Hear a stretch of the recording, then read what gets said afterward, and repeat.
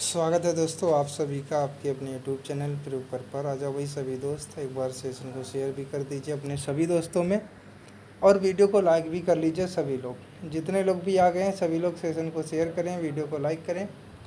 चलिए भाई स्टार्ट करते हैं सेशन को। सबसे पहला जो प्रश्न है, आज हम लोग विज्ञान के बहुत ही इंपॉर्टेंट प्रश्न करेंगे, जो प्रश्न आपसे परीक्षाओं में कई बार पूछे जा चुके हैं ना। नंबर पहला प्रश्न है, फ्यूज तार क्या है, इसका क्या उपयोग है। तो देखो, फ्यूज तार तांबे, टिन व शीशे की मिश्र धातु का एक छोटा सा तार होता है जो कि चीनी मिट्टी के होल्डर के दो धात्विक टर्मिनलों के बीच खींचा रहता है। इसका गलनांक तांबे के सापेक्ष बहुत कम होता है। इसे परिपथ में मुख्य लाइन में श्रेणी क्रम में लगा देते हैं, है ना। फ्यूज तार क्या है? फ्यूज तार तांबे, टिन व शीशे की मिश्र धातु का एक छोटा सा तार होता है जो कि चीनी मिट्टी के होल्डर के दो धात्विक टर्मिनलों के बीच खींचा रहता है। इसका गलनांक तांबे के सापेक्ष बहुत कम होता है। इसे परिपथ में मुख्य लाइन में श्रेणी क्रम में लगा देते हैं। ठीक है। दूसरा प्रश्न है, विद्युत धारा के ऊष्मीय प्रभाव का उपयोग आप किन किन उपकरणों द्वारा कर सकते हैं। देखो भाई, सभी मित्र एक बार शेयर कर दीजिए। सभी को गुड आफ्टरनून, राधे राधे, जय श्री कृष्णा। एक बार सेशन को शेयर और लाइक जरूर करें। अगला है, विद्युत धारा के ऊष्मीय प्रभाव का उपयोग आप किन किन उपकरणों द्वारा कर सकते हैं।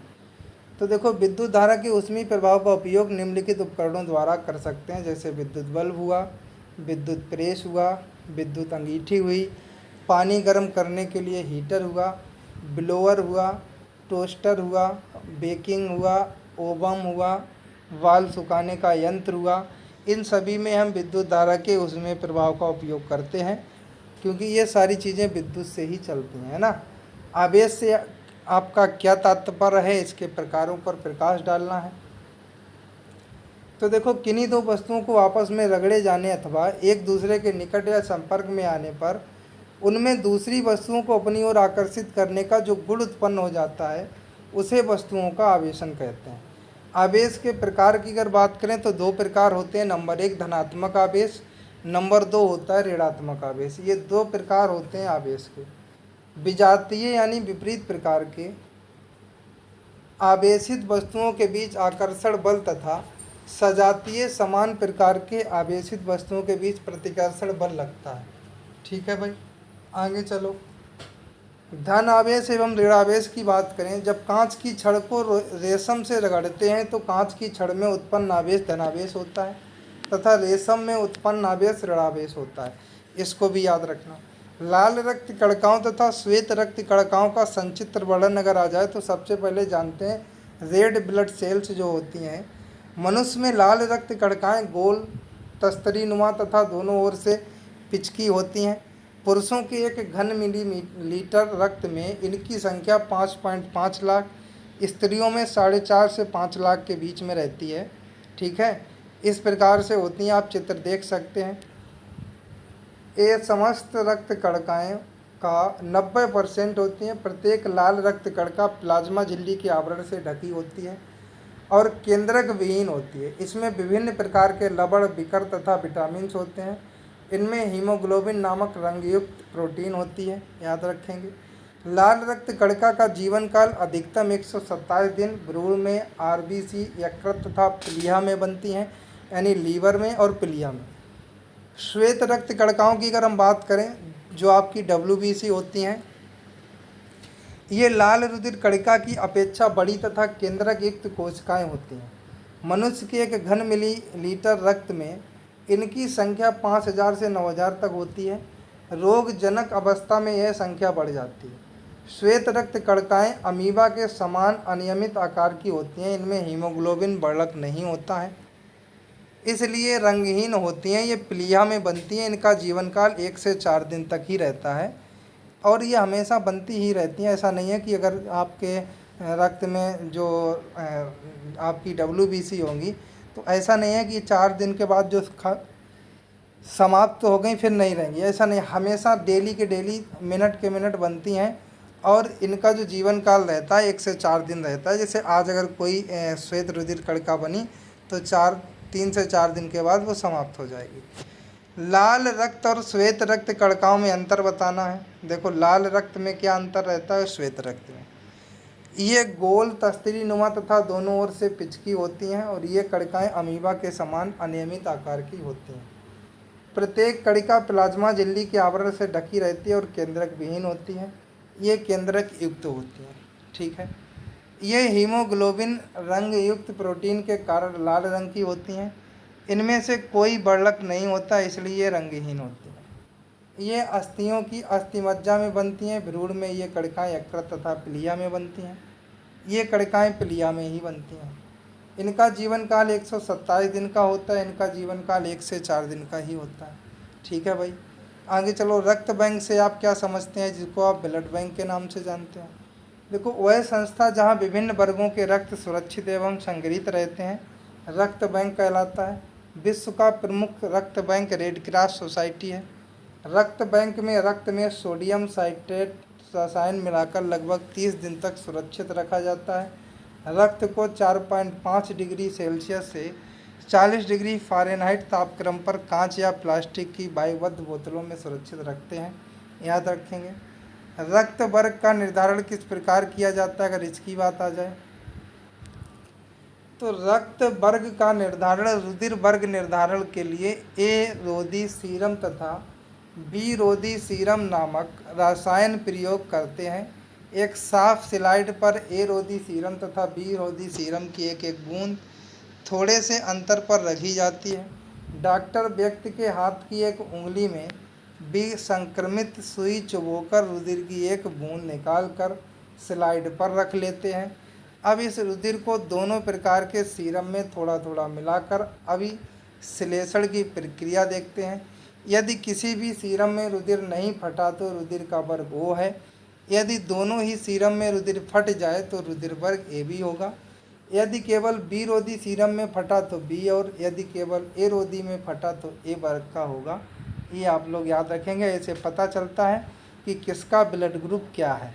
आगे चलो, रक्त के कार्यों का वर्णन कीजिए। और आप लोगों को अगर पता है अपने अपने ब्लड ग्रुप तो एक बार कमेंट जरूर करिए और सेशन को शेयर कर दीजिए, क्योंकि इम्पोर्टेंट क्वेश्चन पढ़ाए जा रहे हैं। देखो, रक्त के कार्यों का वर्णन अगर बात करें तो नंबर 1 है हार्मोन्स का संवहन, नंबर 2 है उत्सर्जी पदार्थों का संवहन, नंबर 3 है पोषक पदार्थों का संवहन, 4 है घाव व चोट लगने पर मरम्मत करना, 5 है तापक्रम नियमन, 6 है रोगों से रक्षा, 7 है गैसों का संवहन, 8 है अम्ल क्षार का संतुलन, 9 है थक्का बनना, 10 है जल संतुलन। ठीक है भाई।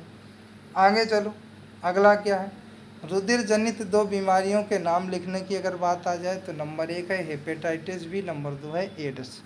ठीक है। रक्त आदान किसे कहते हैं, तो रक्त संरक्षण के समय कौन कौन सी सावधानियां रखनी चाहिए। तो देखो, रक्त आदान की बात करें अगर, किसी मनुष्य के शरीर में रक्त की कमी हो जाने पर अलग से रक्त चढ़ाकर रक्त की कमी को पूरा किया जाता है। इस क्रिया को रुधिर आदान कहा जाता है। ठीक है। आगे चलो, रक्त संचरण के समय निम्नलिखित जो सावधानियां रखनी चाहिए वो क्या क्या होती हैं। नंबर 1, रक्त आदान के लिए सबसे पहले रोगी का रक्त वर्ग ज्ञात करना। ठीक है। रुधिर बैंक से प्राप्त रक्त को रोगी के शरीर में आवश्यकता अनुसार चढ़ाया जाना। रोगी को रक्त देने से पूर्व देख लेना चाहिए कि रक्त HIV मुक्त है या नहीं, मतलब HIV नहीं होना चाहिए। इसके अतिरिक्त रक्त जीवाणु, प्रोटोजुआ एवं कवकों से मुक्त होना चाहिए। रक्त आदान के समय रक्त आदान की मात्रा अवश्य ज्ञात करनी चाहिए। रक्त आदान का कार्य किसी सुयोग्य डॉक्टर की देखरेख में ही होना चाहिए, अन्यथा रोगी को लाभ के स्थान पर हानि भी हो सकती है। यह भी ध्यान रखना चाहिए कि रक्तदाता को किसी तरह की कोई भयंकर बीमारी या संक्रमित होने वाली बीमारी तो नहीं है। ठीक है। आगे चलो, रक्तांतरण से आप क्या समझते हैं। रक्त हमारे जीवन के सभी कार्यों के लिए अत्यंत आवश्यक है। इसी के द्वारा पोषक तत्वों, ऑक्सीजन, हार्मोन्स तथा विभिन्न प्रकार के विकारों आदि का संवहन होता है। कभी कभी चोट, दुर्घटना, ऑपरेशन, जलने इत्यादि कारणों से शरीर से बहुत अधिक मात्रा में रक्त की क्षति हो जाती है। ऐसी परिस्थितियों में रक्तांतरण आवश्यक हो जाता है। इसी के द्वारा व्यक्ति की जान बचाई जाती है। परंतु यदि थोड़ी सी भी असावधानी व्यक्ति को जान बचाने के स्थान पर जान ले भी सकती है। इसलिए रक्तांतरण से पूर्व रक्त का मिलान करने के लिए रक्त देने वाले व्यक्ति के रक्त का रक्त वर्ग, उसका स्वास्थ्य परीक्षण यानी RH फैक्टर आदि का अच्छी तरह पता कर लेना चाहिए, तब रक्त का दान रक्त देना चाहिए। रक्त का थक्का बनने की प्रक्रिया का अगर वर्णन आ जाए तो देखो, रक्त का जमना एक रासायनिक क्रिया है। संपूर्ण क्रिया विभिन्न चरणों से पूरी होती है। जैसे शरीर के क्षतिग्रस्त स्थान की रुधिर कोशिकाएं फट जाती हैं और रक्त बहकर वायु के संपर्क में आता है। जैसे आपके कोई चोट लगी और रक्त वहाँ से निकलेगा तो सीधी सी बात बाहर आएगा तो वायु के संपर्क में भी आएगा। क्षतिग्रस्त ऊतकों के रक्त की प्लेटलेट्स के विघटित होने से एक तत्व बनता है, जिससे प्लाज्मा में उपस्थित फाइब्रोनोजन नामक निष्क्रिय प्रोटीन से एक तत्व बनता है, जिससे प्लाज्मा में उपस्थित फाइब्रोनोजन नामक निष्क्रिय प्रोटीन फाइब्रिन में बदल जाती है, जो रेशे की भांति होती है। अनेक फाइब्रिन के रेशे चोट यानी क्षतिग्रस्त स्थान के ऊपर जाल के रूप में जम जाते हैं। इन रेशों में रक्त कणिका यानी RBC और WBC उलझ जाती हैं और क्षतिग्रस्त पर जाल थक्का थम जाता है और रक्त का बहना बंद हो जाता है। इस वजह से रक्त का जो थक्का होता है वो बन पाता है। अगला है लवहीन रक्त अल्पता के कारण एवं लक्षण आपको बताने हैं। तो लवहीन रक्त अल्पता के कारण और लक्षण की बात करें तो संसार भर में यह सबसे सामान्य प्रकार की रक्त अल्पता होती है। विश्व स्वास्थ्य संगठन यानी WHO के अनुसार संसार के विभिन्न हिस्सों में इसका आघटन 21 से 80% के बीच है। भारत में स्थिति और भी गंभीर है। कुछ क्षेत्रों में इसका अपघटन 85% तक है। भारत में यह पोषणहीनता की सबसे सामान्य स्थिति है। यह गर्भवती महिलाओं में कहीं अधिक प्रचलित है। भारत में गर्भावस्था के दौरान अल्प रक्तता होना एक वास्तविकता है। बच्चों में भी इसका आघटन अधिक है। भारत में लवहीन अल्प रक्तता व्यापक रूप से होने तक 3 कारण हैं।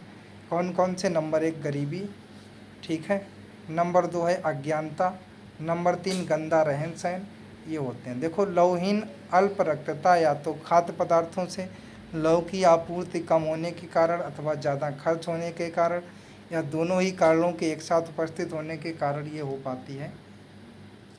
अगर रोग के लक्षण की बात करें तो इसमें क्या होता है, इसकी शुरुआत धीमी गति से होती है। अल्प रक्तता के सामान्य लक्षण हैं जैसे थकावट लगना, सुस्ती लगना, चक्कर आना, सिर दर्द होना, धड़कन होना, नींद ना आना, काम में ध्यान ना दे पाना, थोड़ा परिश्रम करने पर कष्ट, श्वास होना, सभी केसों में मिलते हैं। अगर आपके अंदर अल्प रक्तता है तो ये लक्षण होंगे, जैसे आप थक जाते होंगे, सुस्ती आती होगी, चक्कर आते होंगे, सिर दर्द होने लगता होगा, धड़कन तेज धड़कने लगती होगी, ये सारे कारण हैं। रक्त पीड़ित बीमारियों का संक्षिप्त विवरण अगर बात करें तो एनीमिया या रुधिर क्षीणता, पॉलीसाइथीनिया या बहुलोहिताणु या ल्यूकीमिया या अधिश्वेत रक्तता, ये होते हैं। रुधिर क्षीणता की अगर बात करें जिसको आप एनीमिया बोलते हैं, यह रुधिर से संबंधित एक व्यापक रोग होता है। रुधिर में लौहयुक्त श्वसन रंग, हीमोग्लोबिन की कमी इस रोग का मूल लक्षण है। हीमोग्लोबिन लाल रुधिराणु में होता है, अतः रुधिर में इसकी मात्रा लाल रुधिराणुओं की संख्या पर ही निर्भर रहती है। इसलिए अधिक रुधिर स्राव लाल रुधिराणुओं के निर्माण की दर घटने, लाल रुधिराणुओं में हीमोग्लोबिन के कम बनने, RBC के व्यापक विनाश, RBC की संरचनात्मक विकृति आदि अनेक कारणों से रुधिर क्षीणता हो जाती है। इसके रोगी पीतवर्ण और कमज़ोर होते हैं, इनकी सांस बहुत जल्दी फूलती है, ये कारण होते हैं।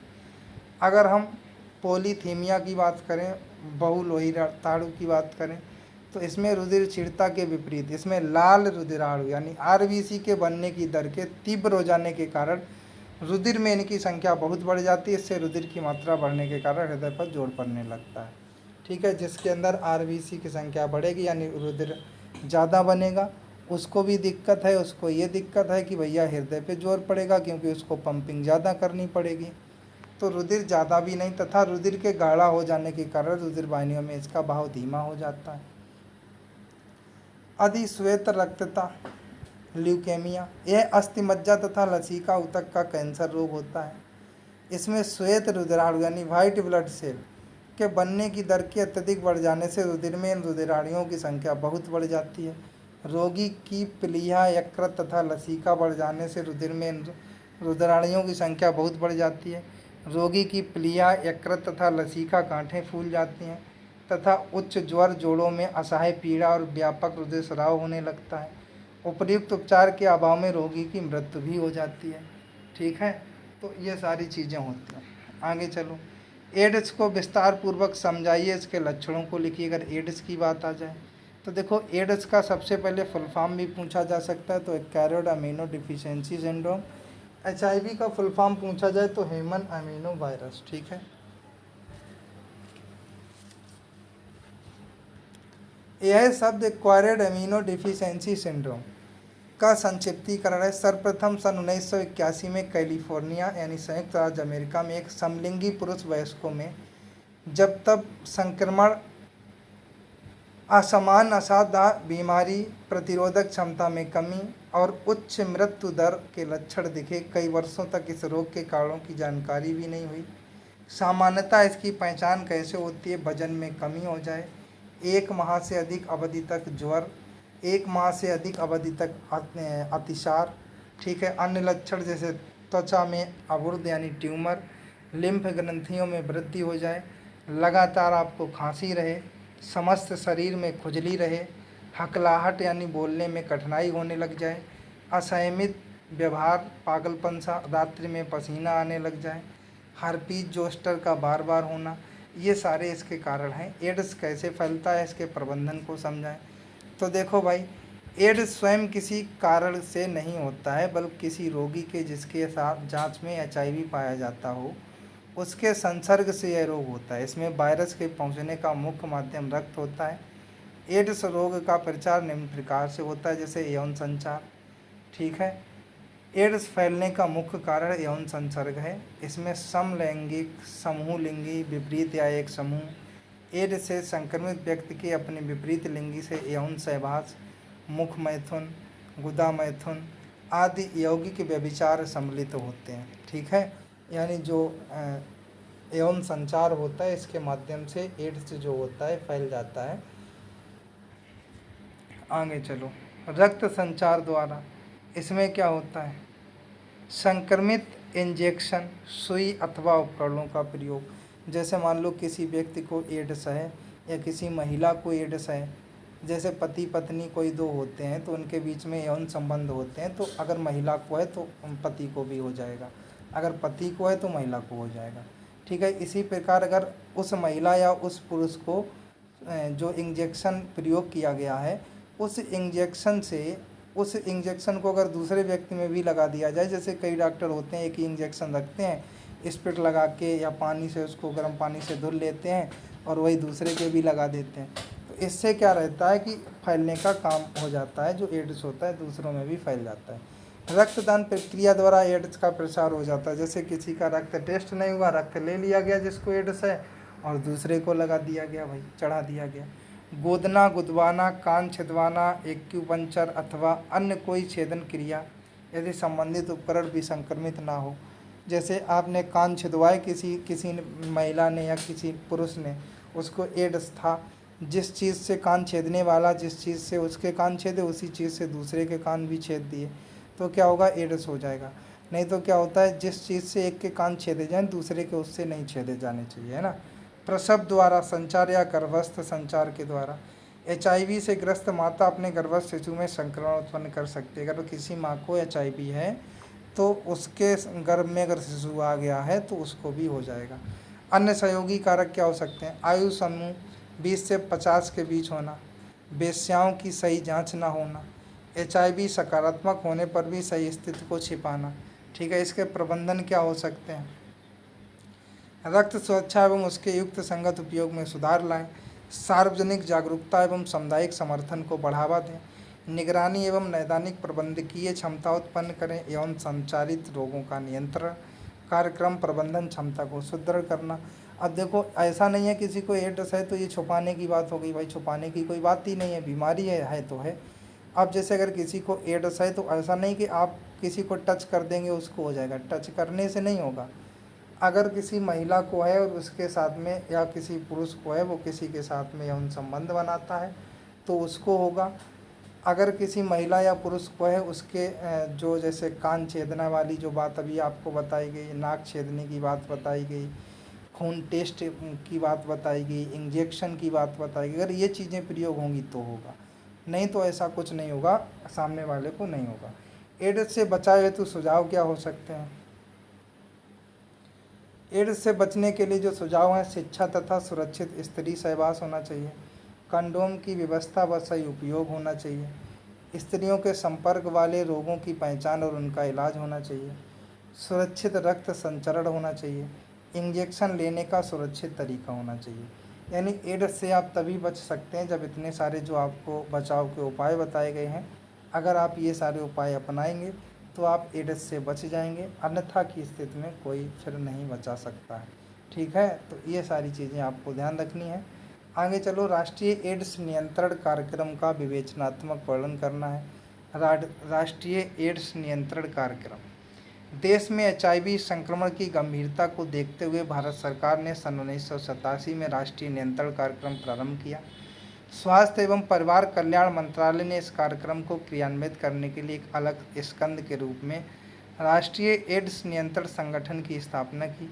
इस परियोजना का समग्र उद्देश्य है देश में HIV संक्रमण को न्यूनतम करना, एड्स के कारण हुई रुग्णता दर एवं मृत्यु दर में कमी लाना तथा उपरोक्त उद्देश्यों की पूर्ति हेतु HIV यानी एड्स संक्रमण के प्रसार को रोकना, प्रबंधन क्षमताओं को सुदृढ़ करना, सूचना शिक्षा एवं प्रसार व्यवस्था सही करना एवं संचारित रोगों का नियंत्रण। देखो भाई, एक तो ये भी कारण है कि शिक्षा का अभाव है, लोगों को जानकारियाँ नहीं है कि एड्स हो जाए तो भाई क्या क्या करना चाहिए, क्या बचाव रखने चाहिए, है ना।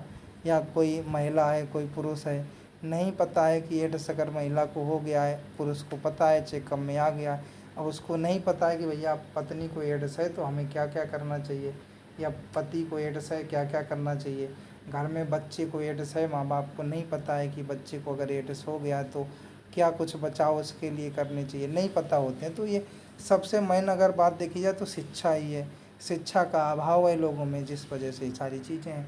जब शिक्षा, हर किसी को जानकारी होगी सही सही, तो वो हर कोई बचाव करेगा अपना। जैसे कोरोना आया तो कोरोना की ऐसी जानकारी सभी को हुई कि हर कोई मास्क लगाने लगा, सैनिटाइजर लगाने लगा, मतलब ऐसी जानकारी हुई। तो इस प्रकार से अगर जानकारी लोगों को हो जाए तो कोई दिक्कत नहीं होगी, है ना। रक्त सुरक्षा। रक्तदान से पूर्व रक्त की प्रत्येक यूनिट में HIV की जांच अनिवार्य करना, 515 रक्त बैंकों का आधुनिकीकरण, राष्ट्रीय रक्तदान परिषद की स्थापना, देश में 154 आंचलिक रक्त परीक्षणों केंद्रों की स्थापना, के HIV संदर्भ केंद्रों की स्थापना और निगरानी। हेपेटाइटिस बी से संबंधित जानकारी प्रस्तुत कीजिए, इसके रोकथाम तथा उपचारों के वर्णन की अगर बात कही जाए तो यह रोग सामान्यता यौन संपर्क, रुधिर संचरण, रोगी व्यक्ति को लगाई गई सुई के अन्न पर प्रयोग से फैलता है अथवा उत्पन्न संतान में माता से आता है। यह एक संक्रमित रोग है। व्यक्ति के जन्म के समय आसपास संक्रमण या बचपन में अन्य लोगों के खून के साथ संपर्क में आने से इसके होने की संभावनाएं ज़्यादा होती हैं। यह रोग 5 साल की उम्र के बच्चों से अधिक उम्र के लोगों में मात्र 10% तथा 5 साल से कम उम्र के बच्चों में 90% तक पाया जाता है।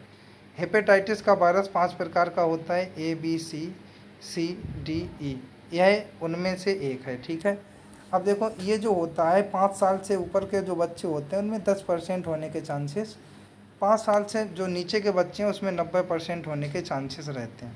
ठीक है, तो ये सारी चीज़ें हैं जिनका बचाव करना है, और ये तो आपके खैर क्वेश्चन है, आपके एग्ज़ाम्स के लिए इम्पोर्टेंट है, तो आपको इनको तो पढ़ना ही है, लेकिन इन सारी चीज़ों को याद भी रखना है, अपने जीवन में भी इन चीज़ों पर अमल करना है, क्योंकि आपका जो जीवन है इसको भी बचा के रखना है, साथ ही साथ अपना एग्ज़ाम में भी इन क्वेश्चनों को अच्छे से करना है। और आज की क्लास में इतना ही, मिलेंगे कल की क्लास में, तब तक के लिए सभी को जय हिंद, वंदे मातरम। क्लास अच्छी लगी हो तो दोस्तों को शेयर करना और क्लास को लाइक करना भाई, जब अभी तक जिसने लाइक नहीं किया है सभी लोग लाइक कर दीजिए। और फिर मिलेंगे आपको नेक्स्ट क्लास में, तब तक के लिए जय हिंद, वंदे मातरम। थोड़ा कल क्लास इसलिए एक ही हो पाई थी क्योंकि कल जो था वो नेट का प्रॉब्लम था, इसलिए। ठीक है, तो हम चलते हैं, सभी को जय हिंद, वंदे मातरम।